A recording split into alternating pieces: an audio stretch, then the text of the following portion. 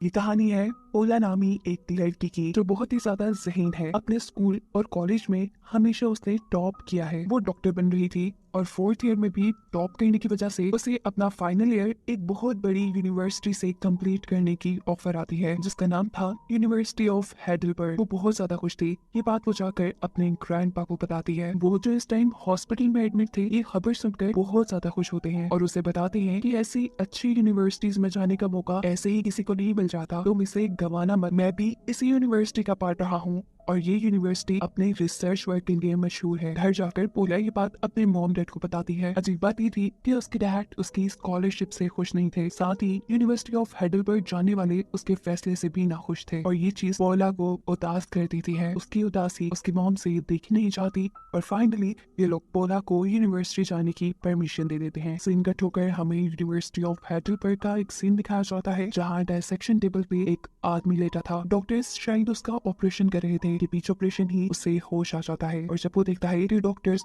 उसकी बॉडी के पार्ट्स निकाल निकाल कर बाहर रख रहे हैं तो ये देख वो शॉक रह चुका था। वो अपने हाथों के जरिए इन्हें रोकना चाहता था लेकिन उसके हाथ हिल भी नहीं पा रहे थे। वो कुछ बोलने के लिए मुंह खोलता है लेकिन बोल नहीं पाता और ऐसे ही मर जाता है। यहाँ पर हम पोला को हेडलबर्ग जाने के लिए ट्रेन में देख रहे हैं जहाँ उसे यूनिवर्सिटी ऑफ हेडलबर्ग की ही एक स्टूडेंट ग्रिचन मिल जाती है, जिसकी फ्रेंडली नेचर की वजह से जल्द ही वो और पोला एक दूसरे से फ्रैंक होकर एक दूसरे के दोस्त बन जाते हैं। ट्रेन तेजी से हेडलबर्ग की तरफ बढ़ रही थी और इसी सफर में अचानक किसी को हार्ट अटैक आने का शोर मच जाता है। यहाँ पोला जो कि तकरीबन एक डॉक्टर बन चुकी थी, वो इस इमरजेंसी सिचुएशन को संभालती है। वो इस लड़की को सीपीआर के साथ कुछ इमरजेंसी ट्रीटमेंट देकर वक्त रहते ही उसकी जान बचा लेती है, जिसके बाद हम उस लड़की को ठीक ठाक पोला के साथ सफर करते हुए देखते हैं और ये लड़का जिसका नाम डेविड है वो पोला को अपनी जान बचाने का शुक्रिया भी कहता है। ये लोग अब यूनिवर्सिटी पहुंच जाते हैं और ऐसी बड़ी और शानदार यूनिवर्सिटी देखकर पोला की खुशी की इंतहा नहीं थी। पोला यूनिवर्सिटी के हॉस्टल में क्रिश्चियन के साथ रहने का फैसला करते हैं,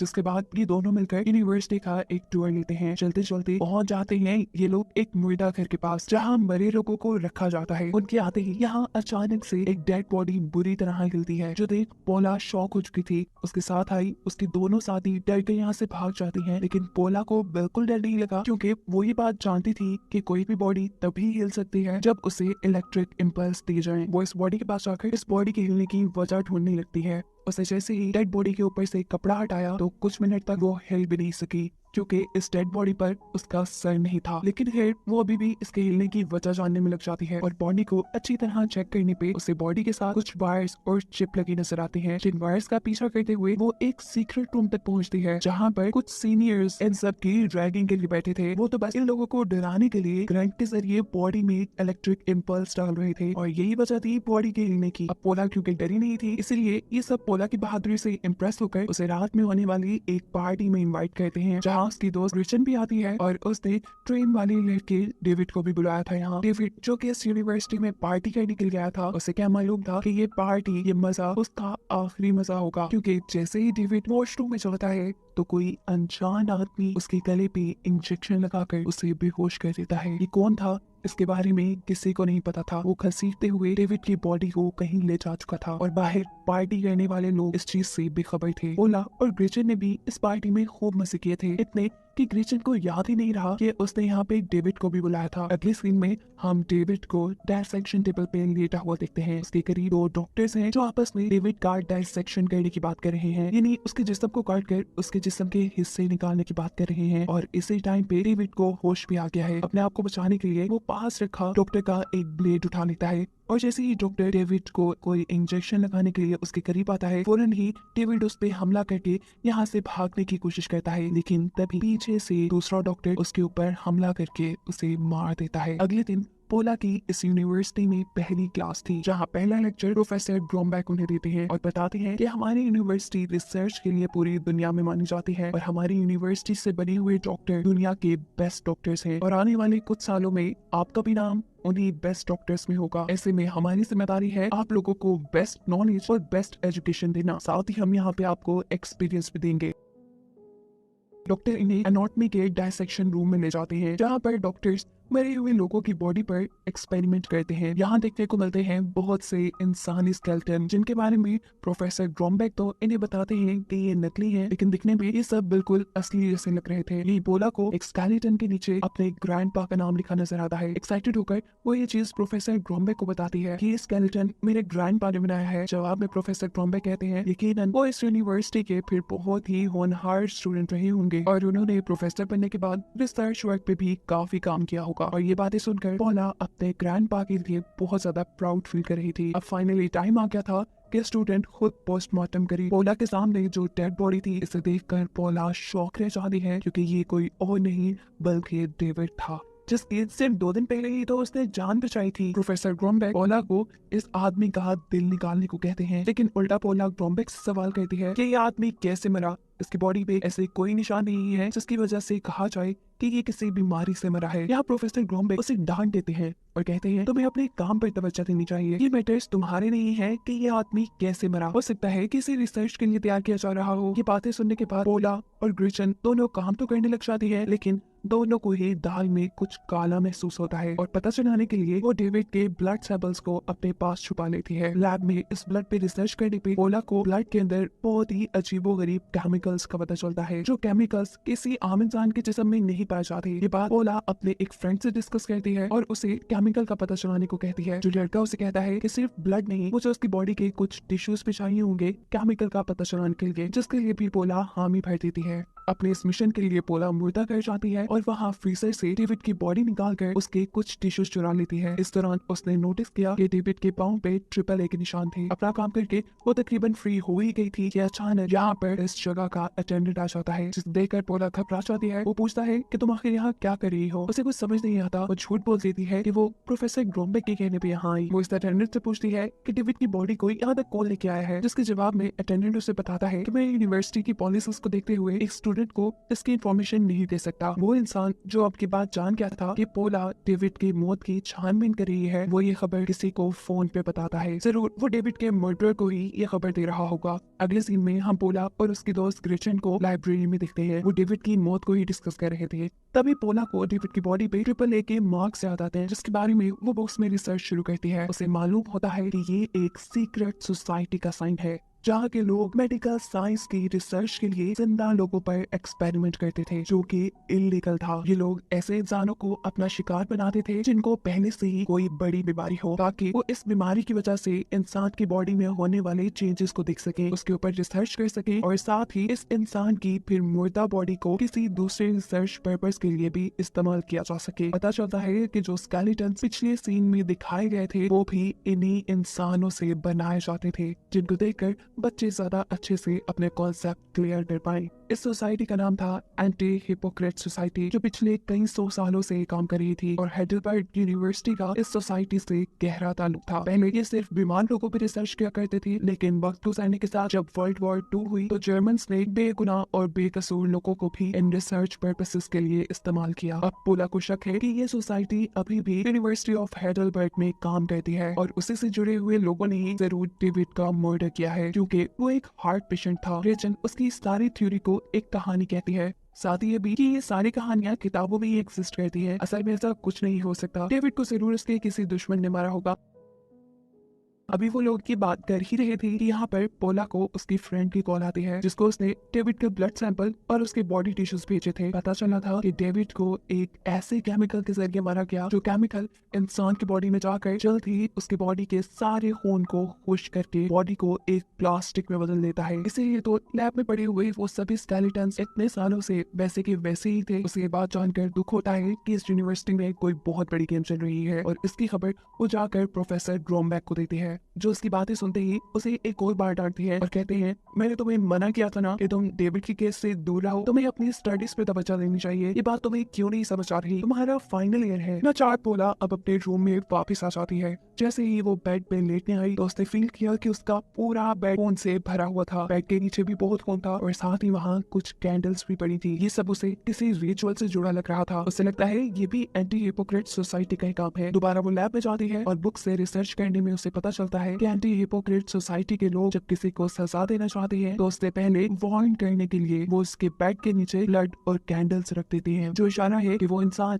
इनके कामों में टांग ना अड़ाए। और अगर वो इंसान फिर भी पास ना आए, सेकंड वार्निंग वो उसके टांग पे 3 कट लगा के देते हैं। तीसरी वार्निंग के लिए वो उसके मुंह पे 3 कट लगा देते हैं और चौथी बार तो उसको मार ही देते हैं। आम तरीके से नहीं बल्कि उनकी बॉडी को 3 हिस्सों में डिवाइड करने के बाद पोला जब वापस कमरे में आई तो उसके रूम में हेन नामी एक लड़का था जो कि उसके रूममेट इन्हीं ग्रिचन का बॉयफ्रेंड था। पोला से बताती है कि ग्रिचन इस टाइम रूम में नहीं है। जवाब में वो कहता है, हाँ मैं ये बात जानता हूँ, मैं बस उसे मनाने आया हूँ क्योंकि मैं उससे बहुत प्यार करता हूँ। हालांकि मुझे ये भी पता है कि वो मुझे धोखा दे रही है, लेकिन इस वक्त मैं उसे एक मौका जरूर देना चाहूंगा। इसी टाइम पे हम ग्रिचन को देख रहे थे जो मुर्दा घर में किसी दूसरे लड़के के साथ थी। काफी देर जब ग्रिचन अपने रूम में नहीं आया तो हेन भी यहाँ उसे ढूंढने के लिए आ गया था और जब वो उसे किसी दूसरे लड़के के साथ देखता है तो जेलसी में वो दूसरे लड़के को एक अजीब केमिकल वाला इंजेक्शन लगाकर मार देता है। सिर्फ इस लड़के को ही नहीं, हैन ने तो ग्रिचन को भी वही इंजेक्शन लगा दिया था। अपने आप को बचाने के लिए वो घिसटते हुए यहाँ से निकलने की कोशिश करती है, लेकिन उसे ऐसा महसूस हो रहा था जैसे उसकी बॉडी का सारा खून खुश्क हो रहा हो। वो अपने लिए कुछ नहीं कर पाती और यही दम तोड़ देती है। इसके बाद वो सबसे पहले ग्रिचन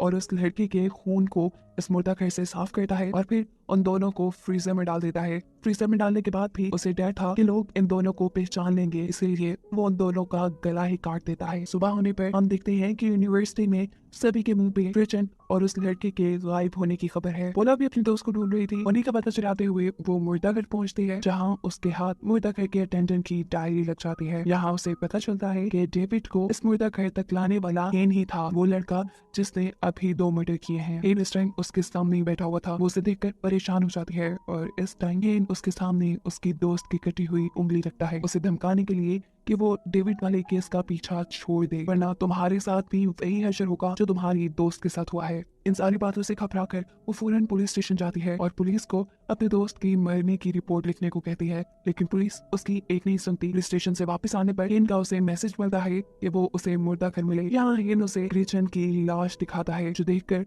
वो बुरी तरह डर चुकी थी। हेन अपने ब्लेड से बाहर बाहर ग्रिचन की लाश के ऊपर वार कर रहा था ताकि पोला और डर जाए और उसके बारे में किसी को बिना बताए। पोला डर कर यहाँ से भाग जाती है और वो लड़का भी लगातार उसका पीछा कर रहा था। भागते भागते वो बेसमेंट में पहुंचती है, जहाँ उसे वही इंजेक्शन मिलता है जिसके अंदर केमिकल्स को भरकर इंसानों को मारा जाता था। वो डरते हुए ये इंजेक्शन उठा लेती है और तभी पीछे से प्रोफेसर ग्रॉम्बेक आ जाते हैं। उसे लगा कि ये हेन है, जिसे मारने के लिए वो जल्दी से इंजेक्शन आगे कर देती है, लेकिन प्रोफेसर ग्रॉम्बेक यहाँ पर उसे रिलैक्स करके कहते हैं, सुनो मेरी बात। प्रोफेसर ग्रॉम्बेक भी जानते थे कि पोला लगातार एंटी हिपोक्रेट सोसाइटी के ऊपर रिसर्च कर रही है, इसलिए यहाँ वो इस सोसाइटी की हकीकत उसे बताते हैं और कहते हैं कि मैं भी इसी सोसाइटी का हिस्सा हूँ। ये सोसाइटी पिछले कई सालों से मेडिकल साइंस के लिए रिसर्च कर रही है और अगर ये सोसाइटी ना होती तो मेडिकल साइंस आज तक इतनी तरक्की करता ही ना। तुम्हें ये जानकर हैरानी होगी कि तुम्हारे दादा भी इसी सोसाइटी के एक मेंबर थे, वो भी जाने माने बड़ी बड़ी रिसर्चेस के पीछे उन्हीं का ही हाथ है और ये जो केमिकल इंसानों को प्लास्टिक में बदलता है ये भी उन्हीं ने बनाया है।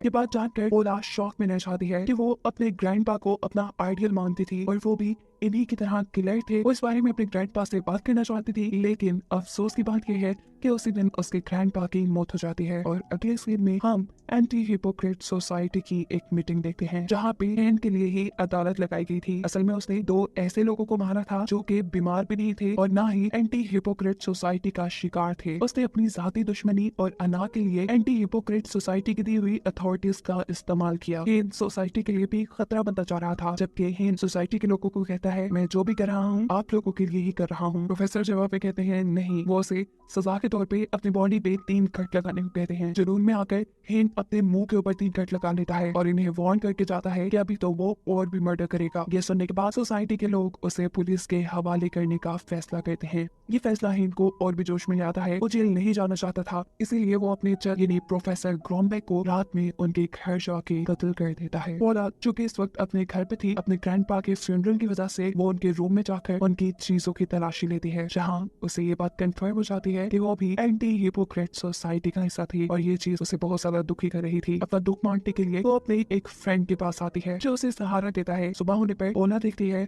कि उसके सामान में भी बहुत सी ऐसी चीजें थी जो एंटी हिपोक्रेट सोसाइटी से मिलती थी, यानी वो भी उस सोसाइटी का हिस्सा था। और ये देखकर उसे इतना गुस्सा आता है कि वो इस लड़के को पीट कर यहाँ से भाग जाती है। पोला अब यूनिवर्सिटी आकर यूनिवर्सिटी के बेसमेंट में जाती है जहाँ एंटी हिपोक्रेट सोसाइटी के लोग काम करते थे। जहाँ उसे बहुत से स्केलेटन्स मिलते हैं जो इंसानों से ही बनाए गए थे और यही उसे हे नामी वो लड़का भी मिल जाता है जो अब से पहले 3 मर्डर कर चुका था। वो यहाँ पर क्रिश्चियन का यानी पोला की दोस्त का स्केलेटन बना रहा था, जो देखकर पोला शदीद डर जाती है और जोर से चीख मारती है। इससे पहले कि वो बचकर यहाँ से चली जाती है, उसे एक इंजेक्शन लगा देता है। उसे होश आया तो वो डायसेक्शन टेबल पे थी, उसी टेबल पर जहाँ से बचकर आज तक कोई नहीं जा पाया। वो अपने हाथ हिलाने की कोशिश करती है लेकिन महसूस करती है कि उसके हाथ नहीं हिल पा रहे, उसका खून भी जमता जा रहा है। उसे पता चल जाता है कि उसके अंदर भी वही केमिकल इंजेक्ट कर दिया गया है जो इंसानों के खून को प्लास्टिक में बदल देता है। उसे इस केमिकल के बारे में पहले ही पता था तो वो इसकी एंटीडोट के बारे में भी जानती थी। वो देखती है कि इस टाइम पर यहाँ उसका दोस्त आया है। उसे देखकर वो हैरान हो जाती है, लेकिन उसे पता चलता है कि ये लड़का एंटी हिपोक्रेट सोसाइटी का मेंबर नहीं था, वो तो बस उसके ऊपर रिसर्च करने के लिए आया था। यहाँ पूरा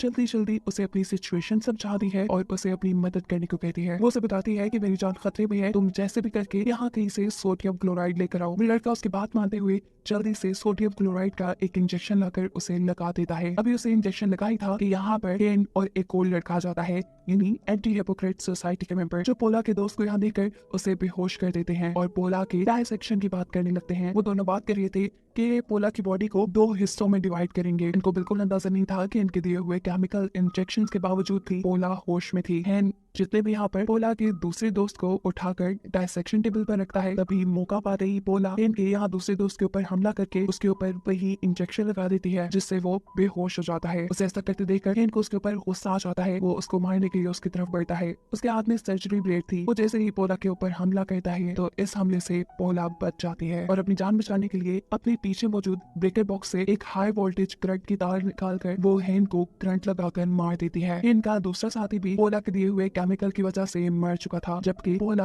अपने दोस्त को लेकर हॉस्पिटल आ गई थी जहां उसकी जान बचा ली जाती है। कहानी के आखिरी सीन में दिखाया जाता है कि एंटी हिपोक्रेट सोसाइटी ने अब 2 और ऐसे मेंबर रख लिए हैं जो उनके लिए इंसानों को मारने का और उनका डायसेक्शन करने का काम करेंगे। यानी हैन और उसके साथी की जगह काम करने वाले लोग जिनके साथ अभी पोला लड़कर आई थी। साफ मतलब था कि पोला की जंग अभी खत्म नहीं हुई, लेकिन ये कहानी यही खत्म हो जाती है।